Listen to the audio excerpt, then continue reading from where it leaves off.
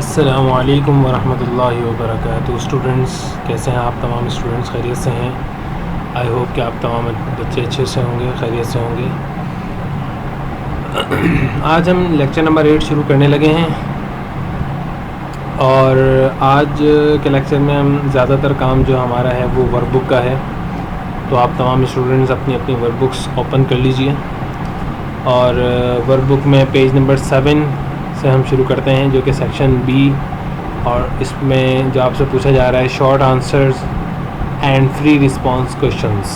Short answer and free response questions आपके पास जो कि सेक्शन बी है आपकी वर्कबुक में, आप इसे ओपन कर लीजिए। हम अपना ये काम आज साथ साथ काम करेंगे, ठीक है। तो इसमें कुछ सवालात हैं, पहले बढ़ते हैं सवाल नंबर 1 की तरफ। The leaves of a plant in a garden are coated with oil on both surfaces. The plant is watered every day. एक गार्डन है, उस वहाँ किसी प्लांट से हमने एक लीफ लिया और उसको दोनों तरफ कोट कर दिया, ठीक है। ऑयल का हमने क्या कर दिया, कोट कर दिया उसके ऊपर, ठीक है। और उसके बाद उस वाटर प्लांट को हम रेगुलरली वाटर दे रहे हैं। तो अब आपसे इस कंडीशन पर 2 सवाल पूछे हैं। What will the plant be able to carry out photosynthesis? Why? कि क्या पौधा आपका फोटोसिंथेसिस परफॉर्म करेगा और क्यों?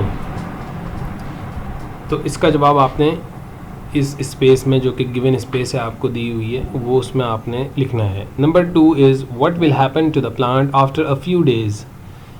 कुछ दिनों के बाद उस पौधे के साथ क्या होगा, इसके बारे में आपकी क्या प्रेडिक्शन है, आप क्या समझते हैं?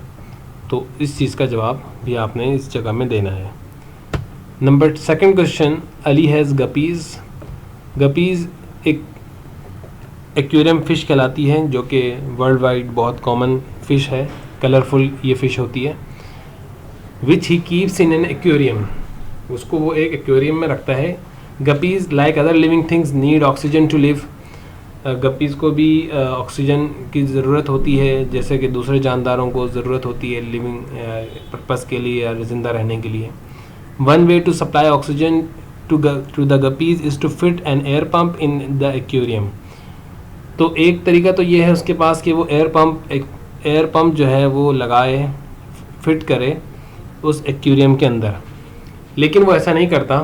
अब उससे मुताल्लिक आपसे 2 सवाल पूछे गए हैं। Instead of fitting an air pump, Ali places some water plants in the aquarium. The guppies survive, explain Y.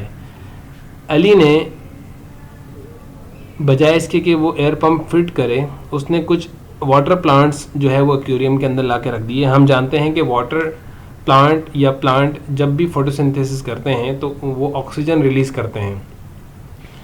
तो ऑक्सीजन रिलीज़ होगी क्योंकि लाइट उस पर पड़ेगी और वो उसकी लाइट की मदद से प्लांट फोटोसिंथेसिस परफॉर्म करेगा, या फोटोसिंथेसिस उसके अंदर होगा, तो उसके नतीजे में ऑक्सीजन गैस तो लाजमी बनेगी। तो क्या वो ऑक्सीजन गैस काफ़ी होगी, इनफ होगी उन गपीज़ को ज़िंदा रहने के लिए, उन गपीज़ के लिए?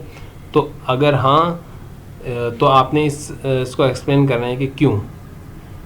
नंबर 2 आपसे सवाल ये कर रहे हैं कि what will the guppies survive if Ali places water plants in the aquarium, ठीक है, and then leaves the aquarium in a dark place throughout the day.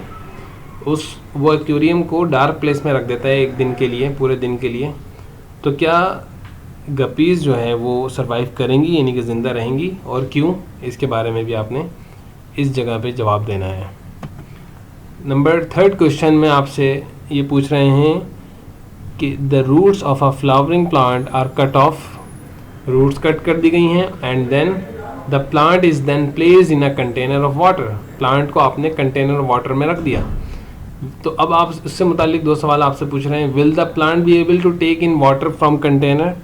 जो कंटेनर में वाटर है, क्या प्लांट वो वाटर को टेक इन कर सकता है, यानी कि एब्जॉर्ब कर सकता है? अपने जवाब को एक्सप्लेन कीजिए और वो लिखिए। नंबर 2 इसी का पार्ट बी में आपसे पूछ रहे हैं कि how does cutting of roots affect the plants? Cutting of roots का प्लांट के ऊपर क्या फ़र्क पड़ता है या क्या असर पड़ता है, इसके बारे में भी आपने जवाब देना है। तो आई होप कि आपको ये सवालात समझ में आए होंगे। तो आज की क्लास में हमने वर्क बुक का काम मुकम्मल किया। नेक्स्ट लेक्चर में इंशाल्लाह हम एक टेस्ट कंडक्ट कर रहे हैं जो कि आपके चैप्टर में मौजूद 2 main sections photosynthesis and transport in plants के ऊपर मुश्तमिल होगा। आप तमाम स्टूडेंट्स की पॉइंट्स याद कर लीजिए और पूरे चैप्टर को एक दफ़ा रिवाइज़ कर लीजिए। किसी किस्म का सवाल हो तो टेस्ट से पहले कल की क्लास में पूछ लीजिए ताकि आपको बर वक्त जवाब दिया जा सके। और आप तमाम अपना काम मुकम्मल रखें तमाम बच्चे, और इसके साथ साथ this work must be completed in your notebook, in your work book, right. Work book में होना चाहिए ये वाला काम, नोटबुक में करने की ज़रूरत नहीं है। और डेट ज़रूर डालें आप लोग तमाम बच्चे।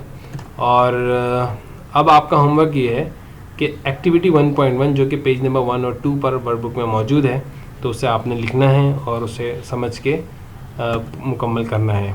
और ये काम आप पेंसिल से करेंगे ताकि उसमें कोई मिस्टेक हो, क्योंकि आप खुद कर रहे हैं और फर्स्ट टाइम कर रहे हैं, तो उसमें कोई मिस्टेक हो तो वो आप फिर मैं आपको करेक्ट करवा सकूं और फिर आप उसको फ़ाइनल कर सकें। तो जज़ाकल्लाह। और कोई सवाल है तो अब आप डिस्कशन में कर सकते हैं। अल्लाह हाफिज़।